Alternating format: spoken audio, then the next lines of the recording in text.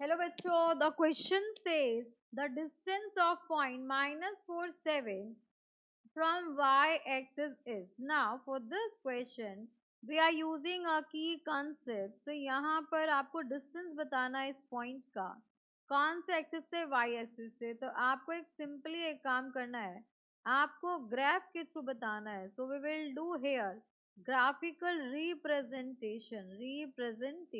अब यहाँ पर चलते हैं, ग्राफ को देखते हैं. तो यहाँ पर ये आपका होता है y कोऑर्डिनेट, ये y एक्सिस होते हैं आपका, और इधर होता है आपके पास एक्स एक्सिस. ठीक है, और इधर आपका नेगेटिव एक्स एक्सिस होता है, एंड यहाँ बॉटम में आपका नेगेटिव वाई एक्सिस. तो इसको हम बोलते हैं वाई डैश एक्सिस, एंड ये होता है आपका Y axis, and this is called X axis, and this is called X dash axis. ये हो गया आपके पास. अब यहाँ पर पॉइंट्स मार्क कर लेते हैं. y की वैल्यू देखो मैं 7 दिख रही है यहाँ पर, है ना.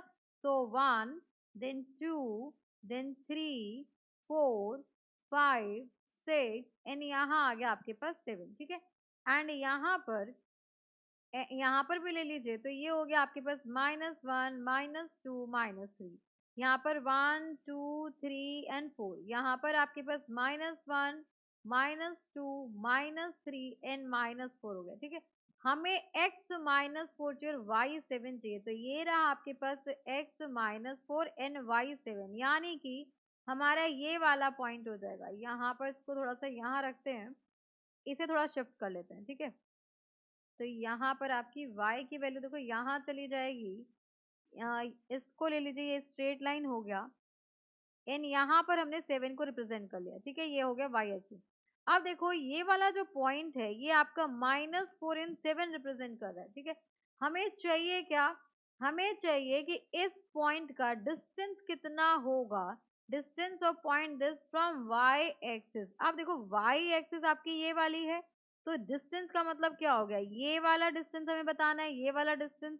तो ये वाला डिस्टेंस जो है किसको रिप्रेजेंट कर रहा है, इस वाले नंबर को रिप्रेजेंट करता है, x के कोऑर्डिनेट को रिप्रेजेंट करता है.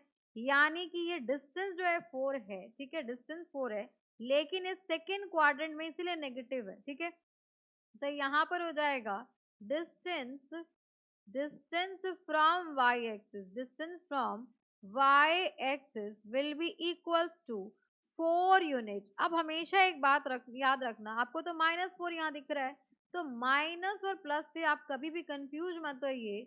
Distance is always positive, distance is always always positive. कोई भी लेंथ आपकी कभी नेगेटिव हो ही नहीं सकती.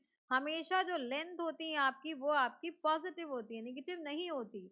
इसीलिए ये जो वैल्यू है ये 4 यूनिट को रिप्रेजेंट कर रहा है. So distance from y-axis is 4 units. So for this question, the correct answer is 4 units. Hope you understood it very well. Thank you so much. Best of luck.